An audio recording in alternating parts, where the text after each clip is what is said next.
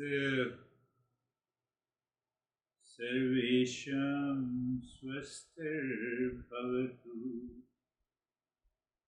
May there be happiness for all. In Mangalacharan, happiness is the existence. That in this mantra, Sarvesham Shantir Bhavatu. Sarvesham Shantir Bhavatu.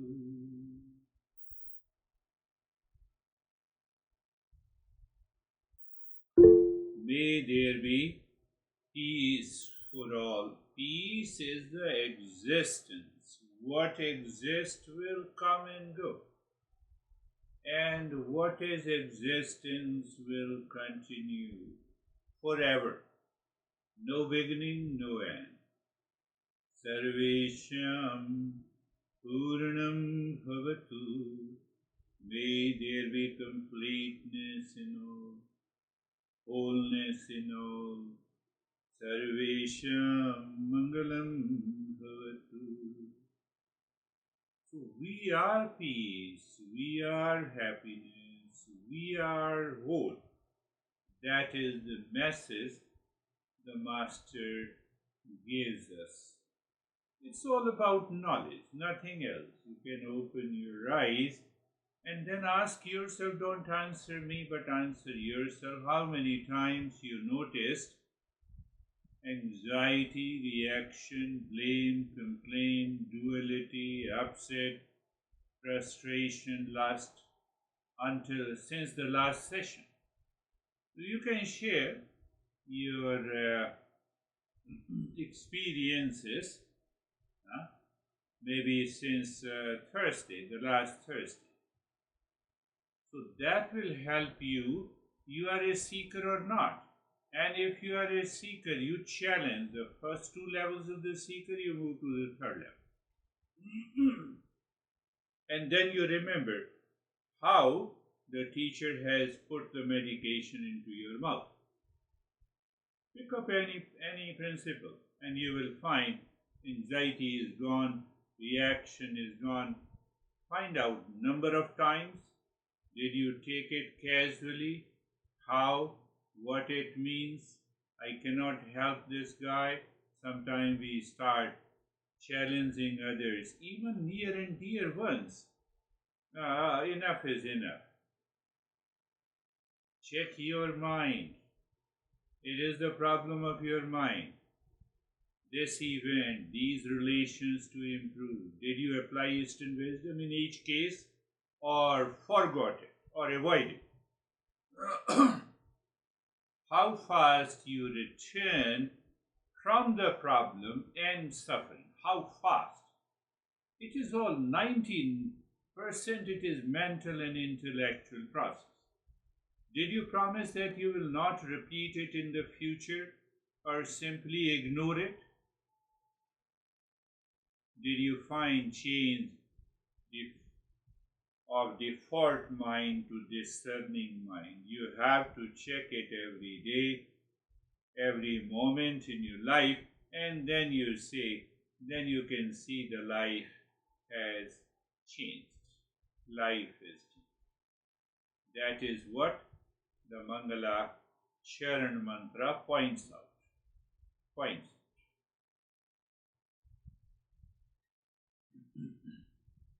It's a movement from default mind to discerning mind. Will you like to pay attention?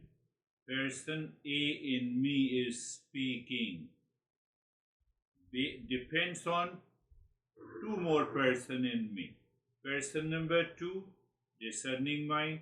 Person number 3, my past impressions, prarabdha or disturbances. Person number 1 is speaking. There are 3 persons in me. I discussed that in before. Person number 2, viveka, discernment and dispassion. It does not own the rest. It does not own that I am a speaker. No, it's a knowledge. I am passing on this knowledge.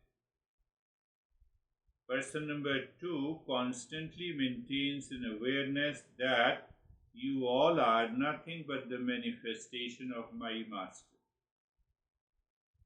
But what interrupts person number 3?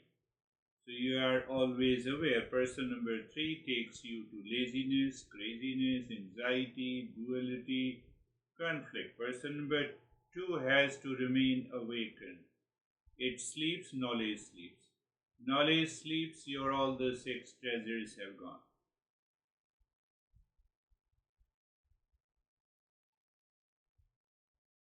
Are you getting it? Think of it. Think of it.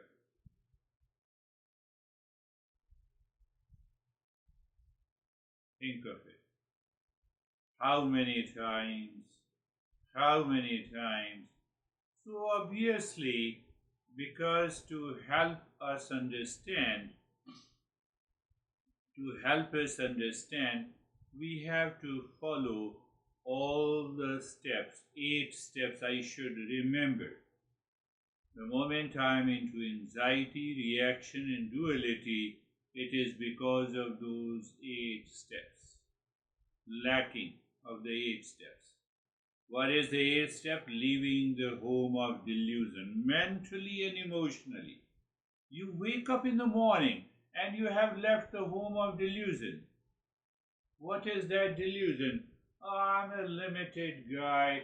I have a husband and a wife and 2 kids in a small house and this much of earning. No, I am bigger than that. Who is preventing you to be aware of that? No one. But we prevent ourselves. And the moment you take it casually, yes, oh, everyone is okay in my family, I limit myself, ego takes over, I have left the home, now I am in the home. Home of attachment, home of world is the problem, my honey is the problem, my relation.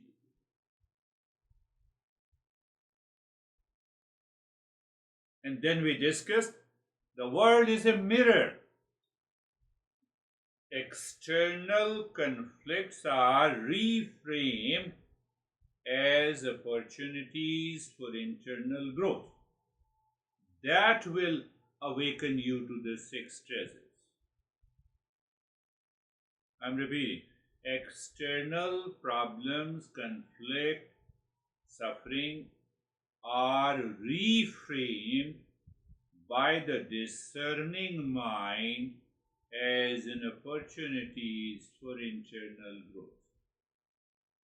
That is what is these 8 steps are. 9, 10th, 11th, that you are listening consistently, many ways to reach to that state. We have the 6 treasures, they awaken to us. True peace and happiness is an inside job. Means what? We are the sole architects of our inner peace and happiness. We are the sole architects of our laziness and sleepiness. We are the sole architects of our stress, duality, and a conflict.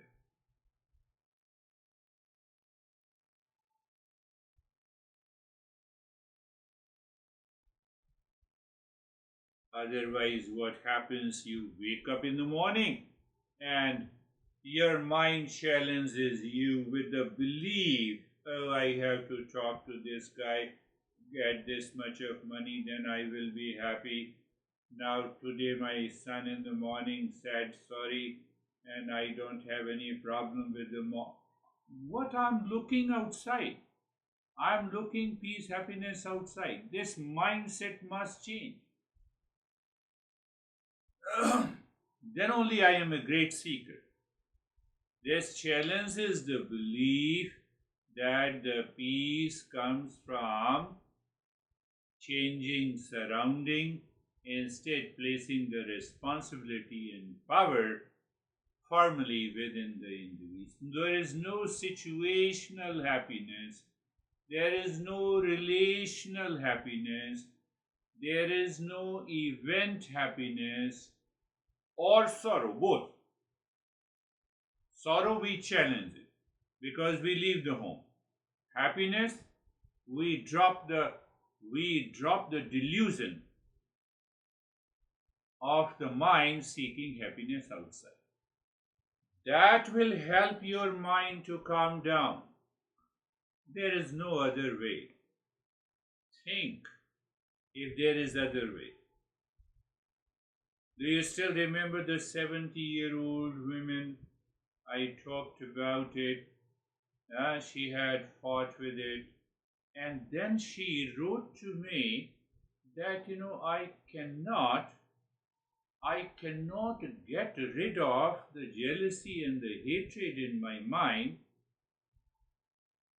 Normally, I take up those issues in a group session.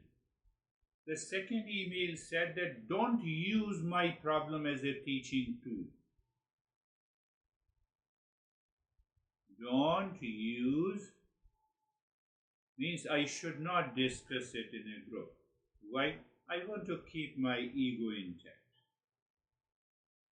And as long as you keep your ego intact, there is no change. You don't give an opportunity to yourself. It happened a couple of times. I'm stopping that group session. I said, I'm not interested. So once you look deeply into it, you will understand the daily study, even for 5 minutes, or listening and learning.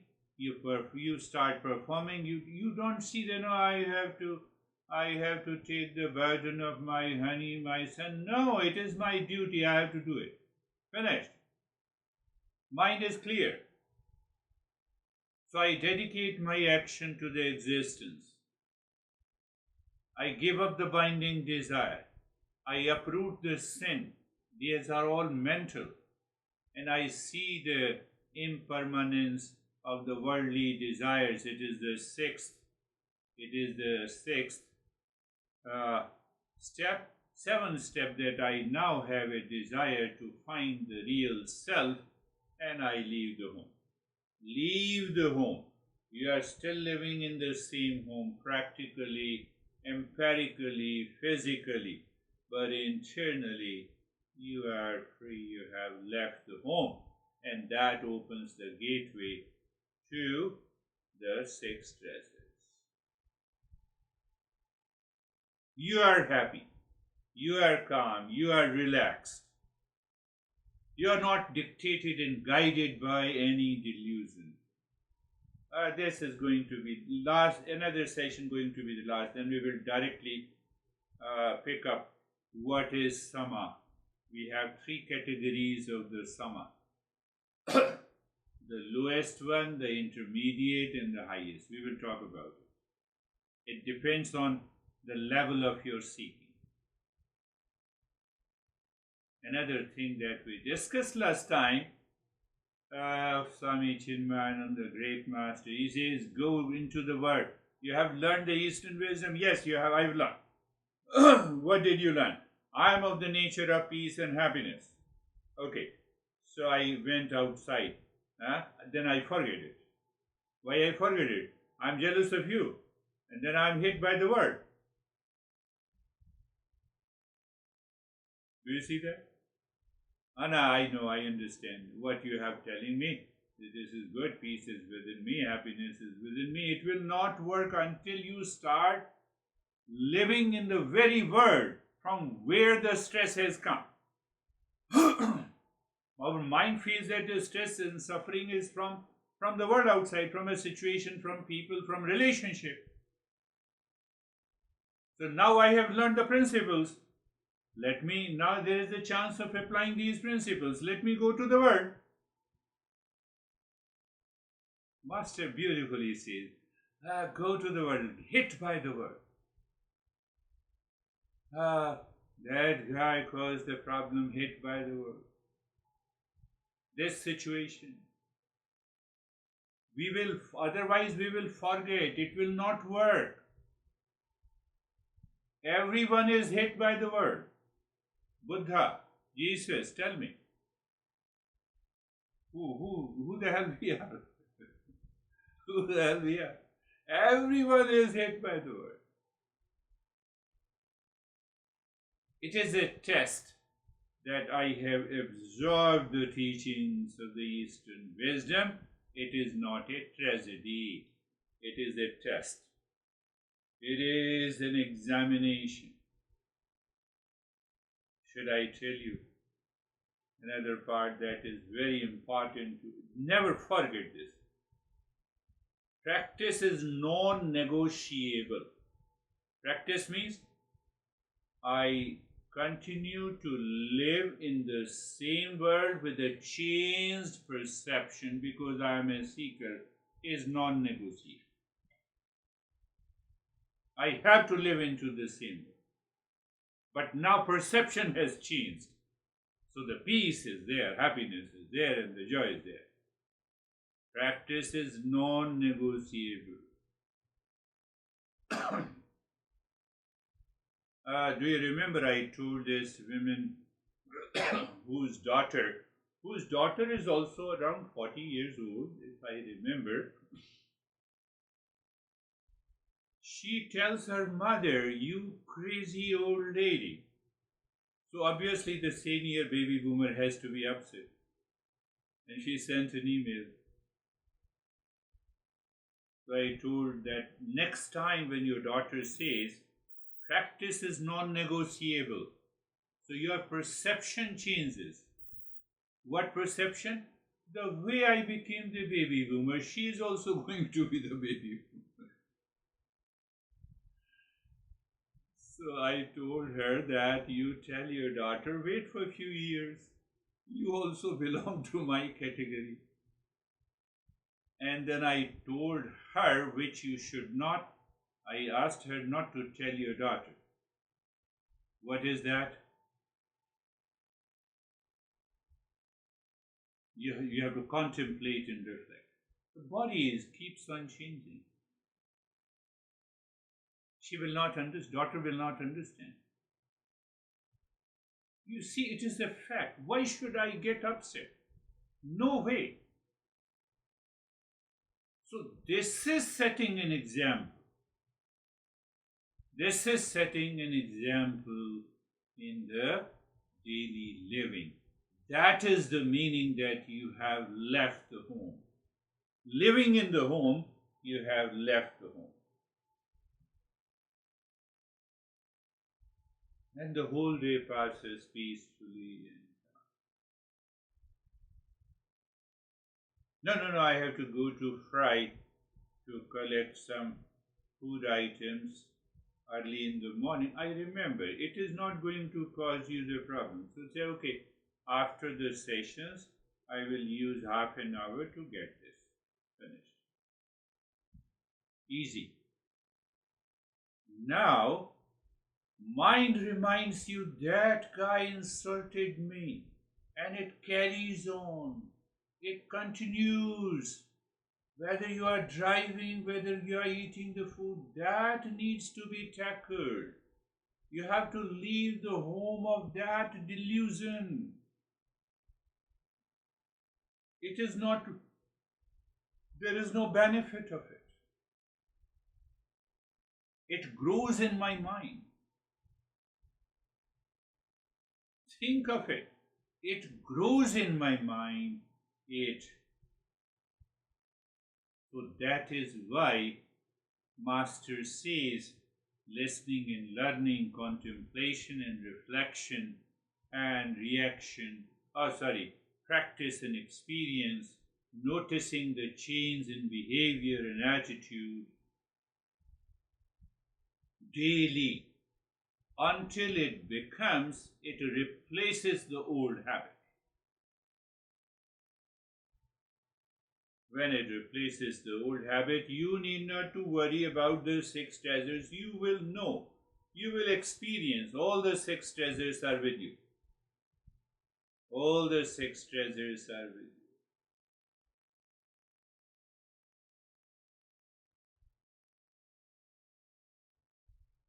you. What exactly is the ultimate journey? You started living with the six treasures.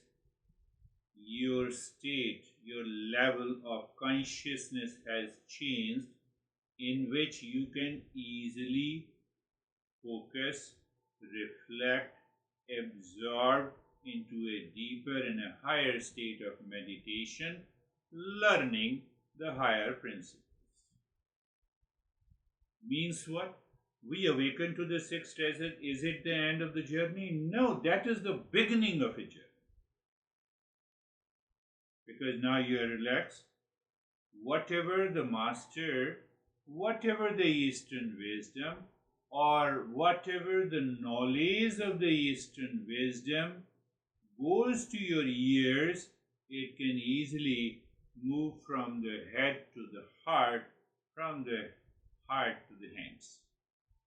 That is why we want to be a seeker at the highest level.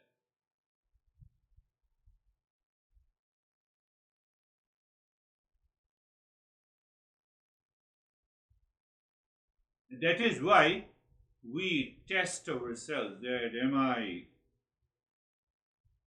I in peace and calm? You fought with someone, the next day are you still in peace with that guy or not? Okay, it happened because of the past impression. I promise that it will not be repeated. I will not enter into anxiety, but it happened. I said sorry. I don't build my ego.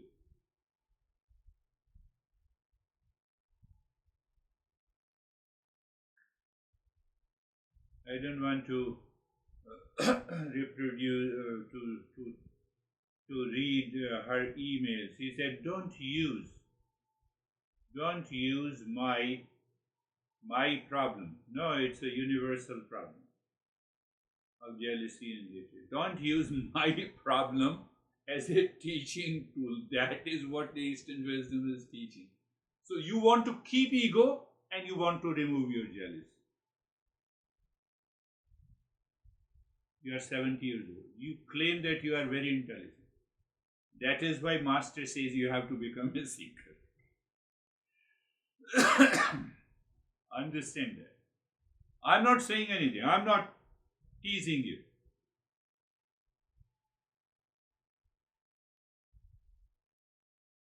In the next lesson, I will not speak for 15 minutes.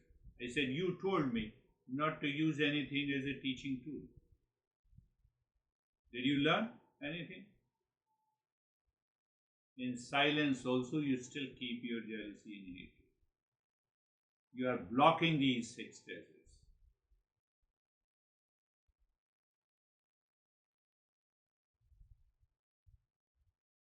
Last point, if you understand, and perhaps you have been understanding, it is the logical. We give you the logic, cause and effect relationship, and entire Eastern wisdom is demanding that you change your perception based on understanding, based on the right knowledge. Every time you ask, right, good, and proper knowledge. Right, good, and proper. What is right, good, and proper? Which is good for me, which is good for you? How simple?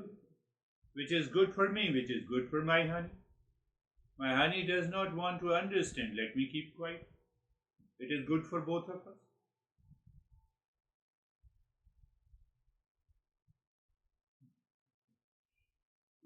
We have to apply that discernment, that intellect. So I applied it, I keep calm. Now there are two ways of calmness. One calmness that I'm burning inside, and other is perfect calmness, that I'm not affected. That is why it is taking some time. So in the beginning we get burnt, what? I am keeping calm. This beer guy told me keep calm, but I'm burning inside.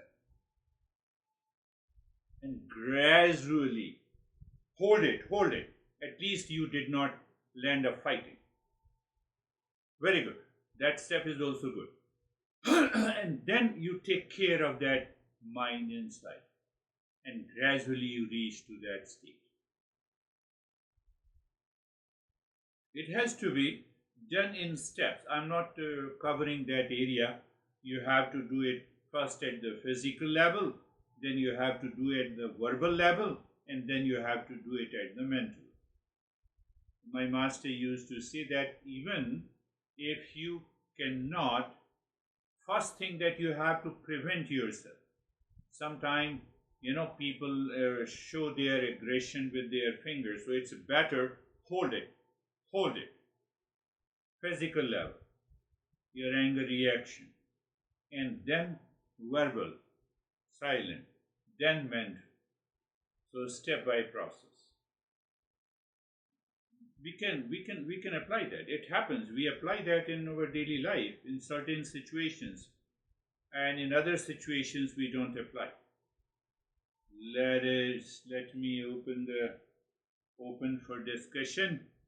Ah, and share your experiences. Randy, you want to share? I think in summary, it seems that you can't hold on to your stuff, your delusions, and also squelch the ego. And I think that sometimes that's the struggle that we get in. We have these things that we're not willing, for whatever reason, to release, but then we're also like, we want the freedom from the delusion. So it's not a both and, right? You have to let go of your stuff to clear it out. Yes.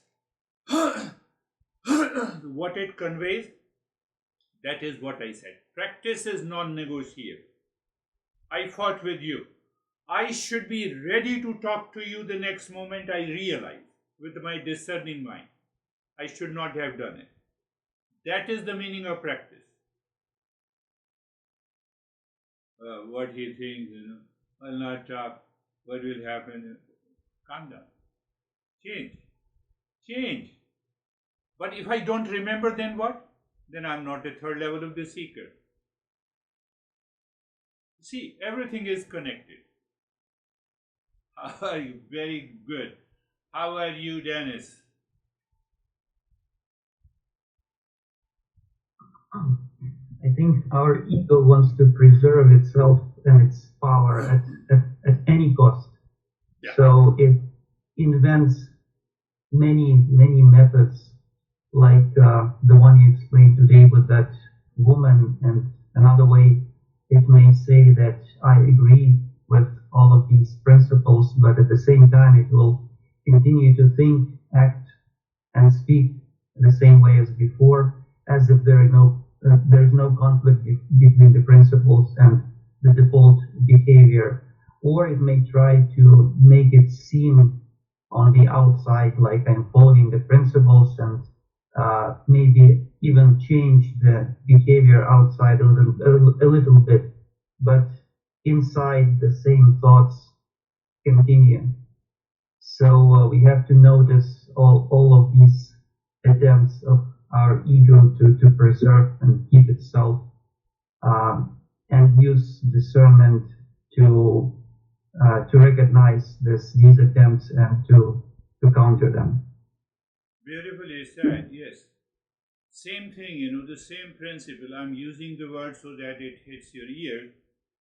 Practice is non-negotiable. I got upset with you. I have to practice means I have not to get upset by changing my perception. If I can do that, then my mind is not singing the tune of the jealousy and duality and a conflict. My mind becomes so light, relaxed, and calm. Think, external conflict is a test. It is not a tragedy. It is not a tragedy. Freedom is internal. When you embrace these 6 treasures. How are you, David and Jerry? my takeaway from the lesson today is I think academically, we all understand the benefits of it. What we need to do is practically put it to use. And by doing that, putting it to use, we see the benefit, and then we alter our academic view of it. So going back to Saturday's lesson where you had the advisors and the guards and so on and so forth, I mean, there needs to be a wholesale change. We need to fire a few people and, get some new thinking, some new processes in place. Yes, you're pointing something very interesting. You just integrate for the moment, integrate all the first 7 steps into the 8th one. What the 8 steps is, let's go. When I used to say, let's leave the home of delusion, let's go, I'm free. Let's go. I won't allow. Finish. 6 treasures are always with you. I believe you're getting it. Beautifully said. How are you, Jerry? So I'm good, thank you. I think that the conflict or duality or anything that anytime the world hits us is an opportunity. So I think that therein lies the auspiciousness that we really see it as an opportunity. And then we must have that humility to allow our stories to be shared, just as you share all the stories, because we all have the same stories, just at different times in our journey. So, and it's a really nice opportunity to learn from each other. Beautifully. Yes, that is what the Eastern wisdom pays so much of attention, that we should share, we should learn together. Let your problem, the way you felt it is a problem, I learn from you that if you have changed your perception, that problem is no longer a problem. But every woman is beautiful. That beautiful mind says, no, don't use my problem as a teaching tool. It is a universal problem. Then you are not a seeker. You are blocking me to talk on these principles. But that is. But another point, the Dennis was pointing the ego. Whether you say it's, now you see that, whether you say it's a delusion, you say the impurities of the mind, you say the jealousy and hatred and the 6 enemies of the mind, or you say ego. Same thing. We are not talking of the ego in a modern context, that you are arrogant. No, we are not talking of that. We are talking of these emotional nature of the mind, instinctive nature of the mind, impulsive nature of the mind. That is very important to understand. Yes, how are you, Christina? Thank you. What stands out for me today is the idea of we have to be fearless and not be afraid to look in all the corners for the delusions, and we might want to hide from it, but we won't grow. And that's where, our journey brings us farther, when we can not be afraid to point out where the ego still wants to be in control. Yes. We try to hold ourselves to what is holding us. You can say ego. What is holding us? You did not meet my expectation. And go on. The same thing. Same problem. I have to, the moment you drop it by understanding, you simply understand and drop. Or I would say you have understood it, it drops by itself. It is because of the discerning mind. Yes, Terry.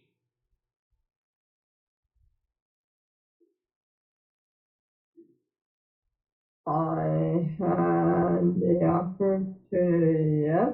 yesterday because I had to question myself what was a situation that was making me very angry.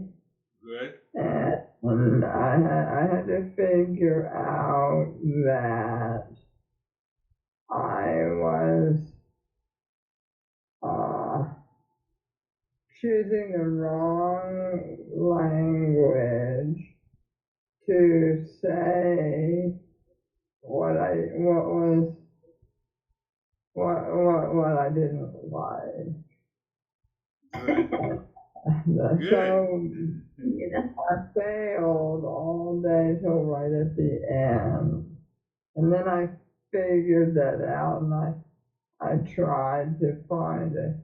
Instead of saying, oh, that is really stupid, I said, well, you know, if you do that I don't like that because it endangers me. So that's why I need you to do this. And I tried like this, so it was a little bit of a tiny bit of progress. Beautiful. I have to contemplate and reflect. This is what the contemplation and reflection is. Where is the problem? Let me see. And keep your focus as a seeker inside. The way I'm thinking, the way I'm perceiving this situation is right or wrong. And the moment I recognize that it is wrong, it loses its power, it loses its intensity. And you find the calmness within. So we recognize the calmness is coming from within. When we are doing the wrong thing, we are not going to be calm. Definitely. That's a great statement. It's a simple statement. It's a great statement. It means what? If I'm into anxiety, if I'm into pain and the suffering, I have to find out what went wrong inside me. So when I start finding what is wrong inside me, it is a test. It is not a tragedy. It is an opportunity, as Jerry was saying. It is not a problem.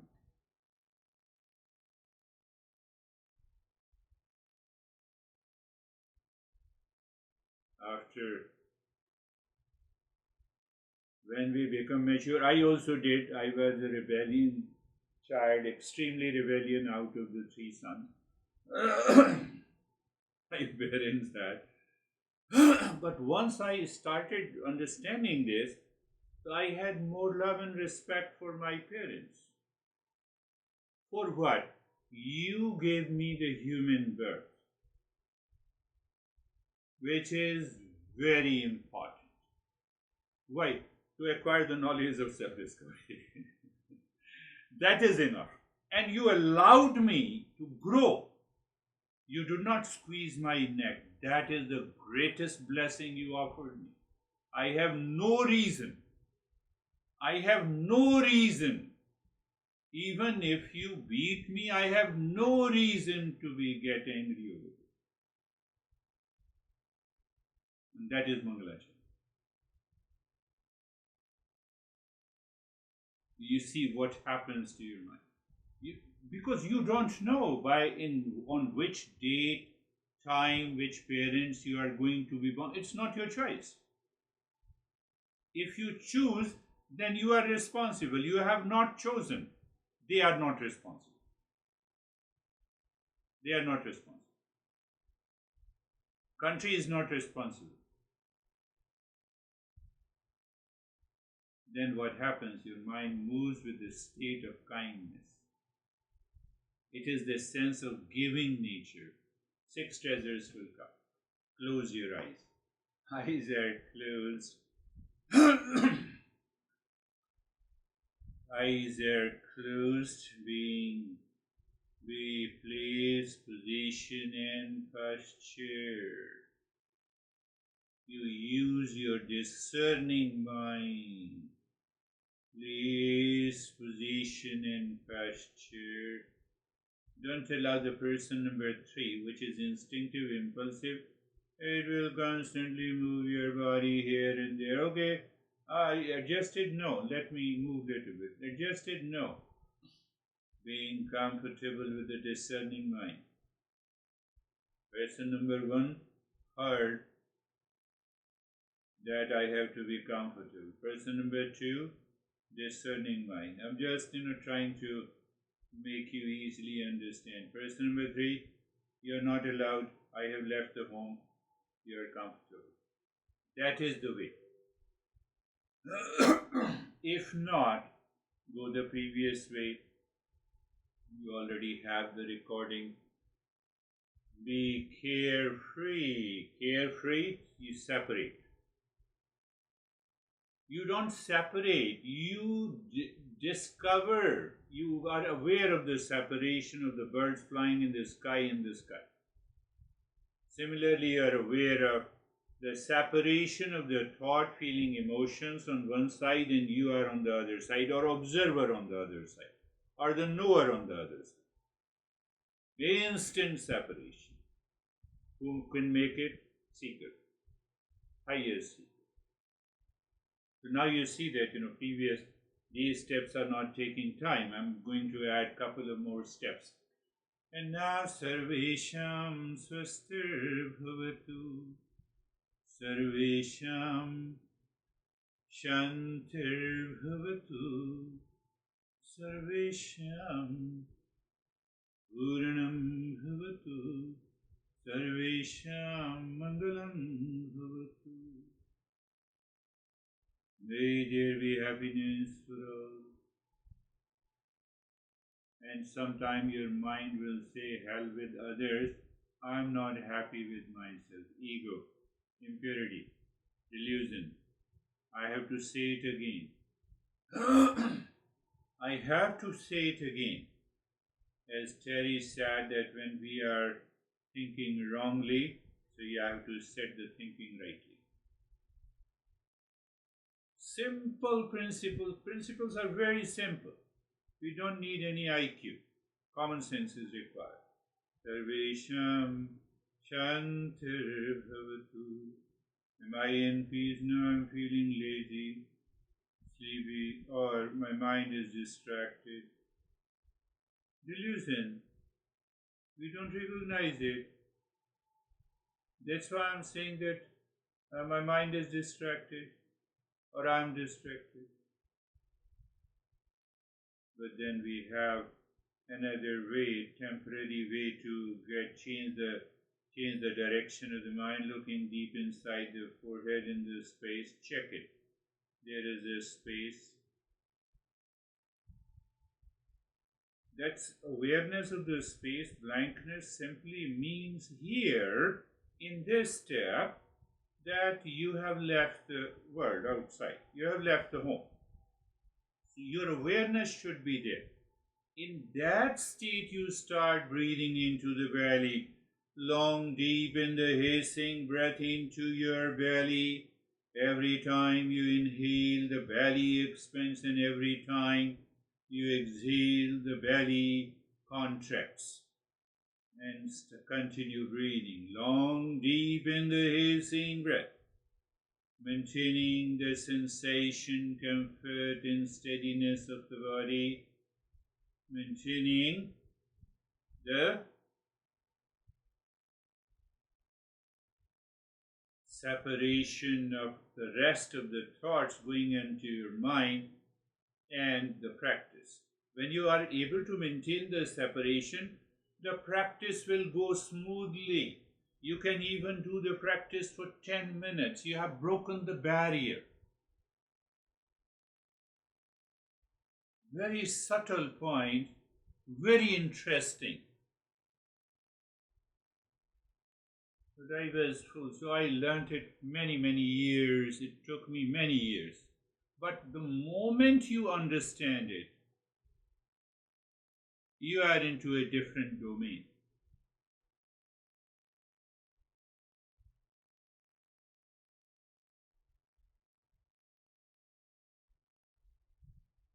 Continue.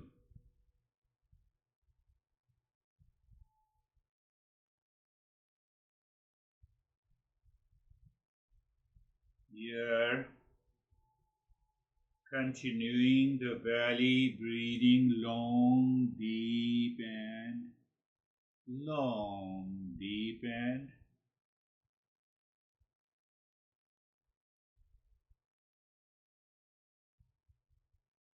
hissing breath.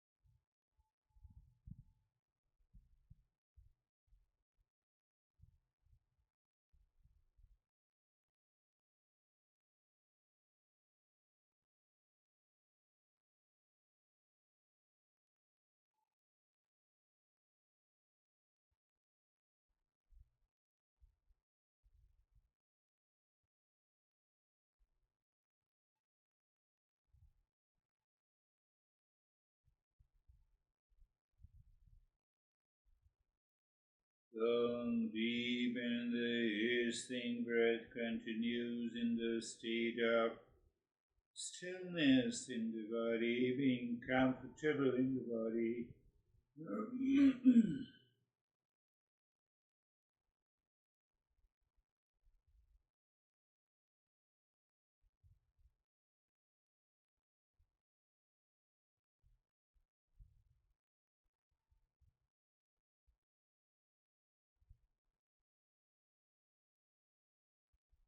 Continue.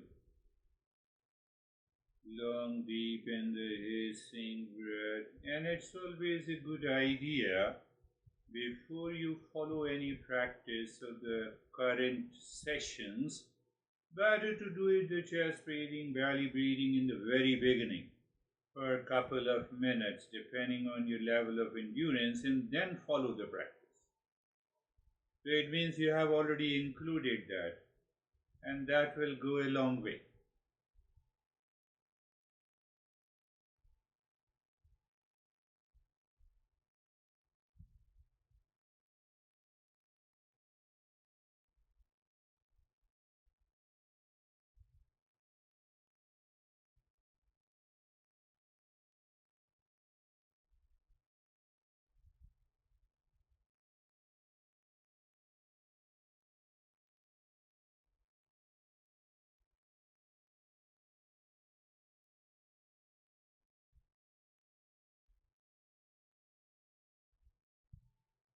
And now leave this, pay attention to the flow of the breath. Check the flow of the breath is equal or not. Do you see that we made the mind very subtle? The physical mind, so to say, and which is engaged in the world of name and the form, cannot find the real self. So, as if we are just looking at the flow of the breath carefully, attentively, enjoying that flow of the breath, we made the mind subtle. That is true here. That is also true in Nyas also. So you start breathing deep, silent, slow. Make sure it is totally silent in slow breathing and deep breathing. Deep breathing means that you inhale first into the belly, then into the rib cage. Exhale from the belly and the rib cage. And now the moment you start inhaling, The mind moves from the top center of the head to the spine down to the tailbone, singing mentally. Mentally, you are singing Om. Shanti drops at the tailbone, and from there, while exhaling, Om, you're almost singing in your mind. Shanti touches the top center of the head. So that is one breath in, coming and out, going, go on, continue. So here we are looking at the subtle threads of our awareness. Mind moving along the spine, you are singing Om Shanti. The breath is deep, silent, and slow. The mind moving into the space or the darkness. These are tools. I would say these are the tools to make your mind subtle. Subtle mind is more receptive. You see that I cannot see the virus without a electron microscope. Same thing. We're making the mind subtle. It cannot work with those sophisticated equipment to find the real self. Why? Because real self is subjective. I'm giving you all the reasons so that your intellect has a conviction. Continue breathing deep, silent and slow, singing mentally Om Shanti along the spine, inhaling and exhaling, as if you are absorbed into that.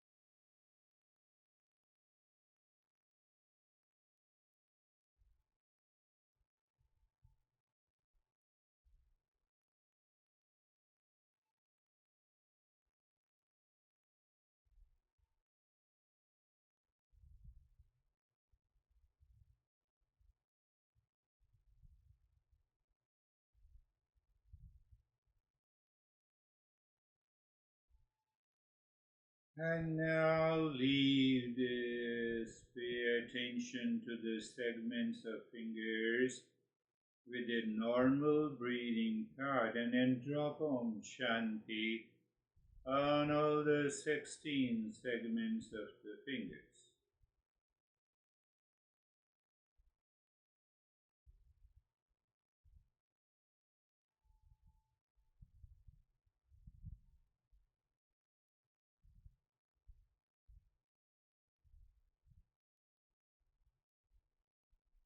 How you do it does not matter. What matters that you cover all the 16 segments, synchronizing from Shanti falling on each segment, not jumping. One thing. And second thing, that your saying Om Shanti depends on the nature of your mind. It may be long, it may be short, I explained you earlier.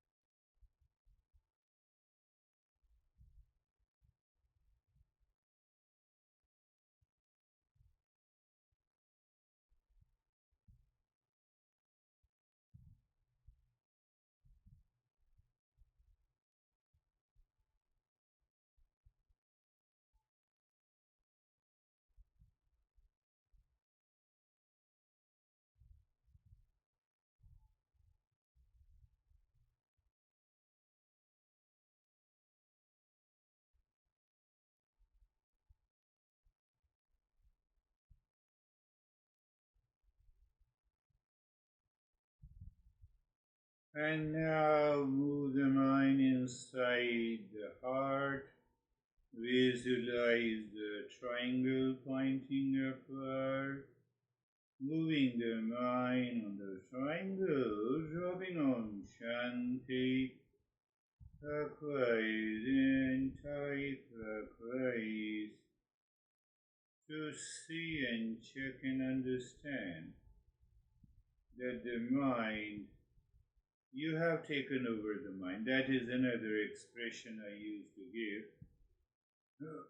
Because the mind follows you.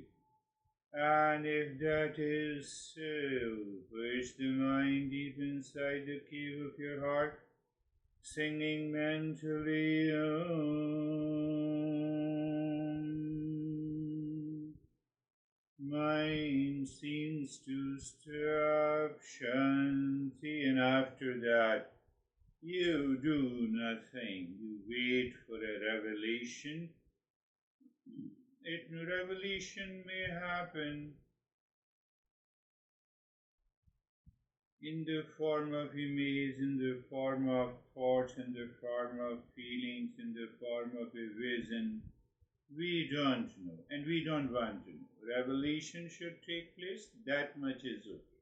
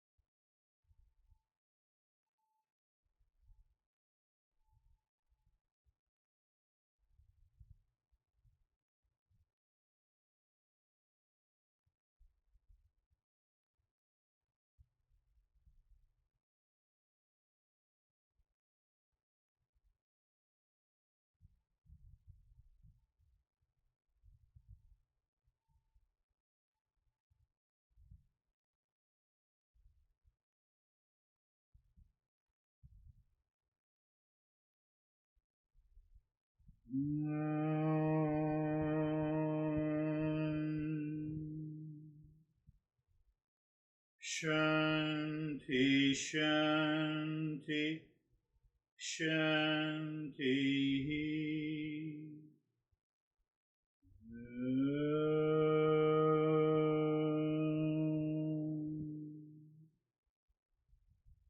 Shanti, Shanti, Shanti.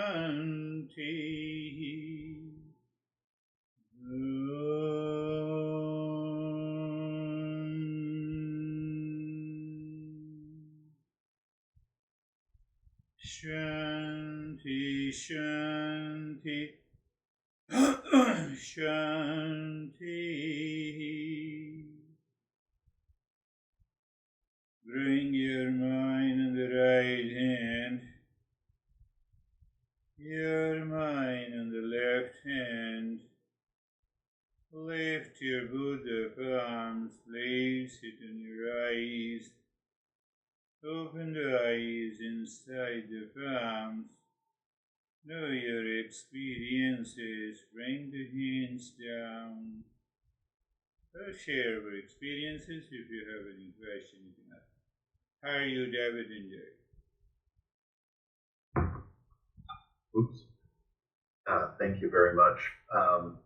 In reflecting on that practice for me, I felt like I was very deliberate with my own shanty, and whether it was the nyas on the spine or the segments on the finger, I was focusing on the deliberateness of visually, mentally contacting those points, and subsequently there was no other thoughts, or very few. There was a couple, but it was very, very deep. Thank you. Beautifully. I will use the term deliberate, yes. Our instinctive, our impulsive mind deliberately causes the jealousy and hatred we don't want. Does anyone want? So the same way in the practice, we have to deliberately ask the mind to do it until the transformation takes place. Yes, we have to do it. And it leads to a good result. Yes, Jerry. The practice was calm, really deep. My takeaway, I think, on the whole practice is that the Eastern wisdom points out any attachments, any place that we want to hold on to our stories for whatever reason, and also any actions that we take that are attached to an outcome. Like we're taking an action for a specific outcome, that will always backfire on us. But it's a beautiful pointer, and so when we are open, we see it. Yes, you rightly said it backfires. So I have to recognize how it backfires. It happens. This individual guy who has been attending this session for almost now 7 or 8 years is from Austria, somewhere. So, and he recognized that what happened to me, why I'm reacting in my office to my employees. And we discussed together, we find it is attachment. 8 years you are learning, you did not change. You come back to the same attachment. It happens. That is the way the teacher makes us aware that knowledge makes us aware that where we are going wrong, provided we are open. Not like that beautiful. She is more beautiful than any of you. She says, stop using my problem as a teaching tool. These are real life experiences of it. How are you, friend? Good, thank you. I was minding my own business during my meditation, and that saying that people used to say, where they pluck the petals out of the flower, he loves me not, came to me. Yeah. And then I heard your voice say, either way, it's okay. And I was like, that's really good, because and that I don't have a specific situation where I'm wondering if someone loves me or loves me not, but I think that that's a really good. I think my mind presented me with a good example of, yeah, he loves me not. And then the rest of my meditation was pretty deep. Very deep, When we transcend these two thoughts together, then everyone loves me. We have that, We expand our mind. It constricts the mind. Rightly said. Yes, Dennis. A peaceful meditation, distinct sensations in the fingers after the breathing, and at the end the mind was like suspended in the space, and there was almost no association with the body. When the time came to raise hands, I thought, oh, it turns out I have a body now. Yes. Thank you. Beautiful. Yes. This is what happens, That is what I'm also observing. Jerry, David, and Bernie and Terry, you all are, and Christina, you all are sharing your experiences. I see the pointer to a revelation.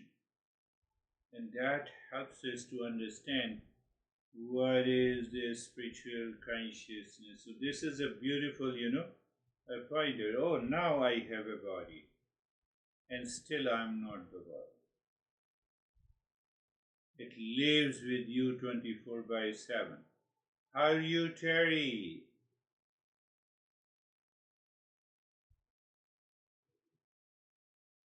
I had a little trouble with the segments of the fingers, but then by the end of the meditation, I had a thought that I don't know where this came from. It just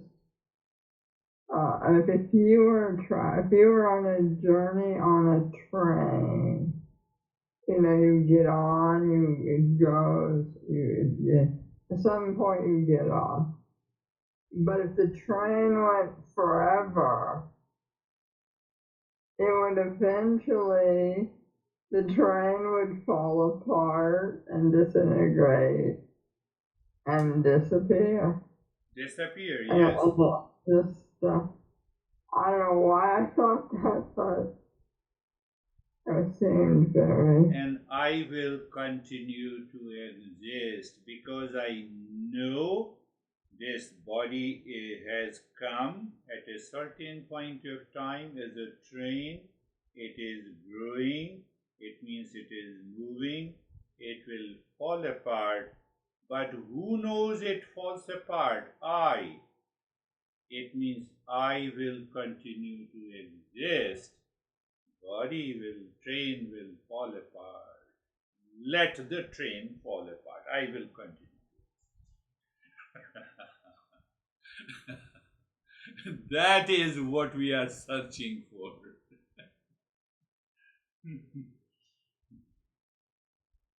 So if you get associated with the body, then you will say, yes, I will also fall apart. If I'm not the body, I will never fall apart.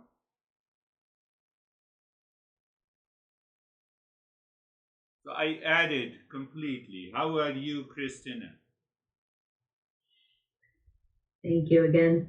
I came to session today with lots of attachments to outcomes and a flurry of things, and then noticed a lot of distractions. And I just tried to be open and accepting of all of that. And today's meditation just brought me to a place of peace and calm and detachment from all of that. Beautifully said. But how long this attachment will continue? I have understood there is an attachment. Today, yesterday, day before yesterday, 7 days. For the last many years, how I have understood it has nothing to do with me. How long it will last? That will block the transformation. So I have to, throughout the day, I should live into that state. Throughout the day. It will not work. Let me have 5 minutes of attachment. My son, I am very much attached to this. After 5 minutes, I will have detachment. This will not work. It is the same mind which is thinking. It is the same mind. So, being vigilant, living daily into that state of discernment and dispassion will help us. That is all for today.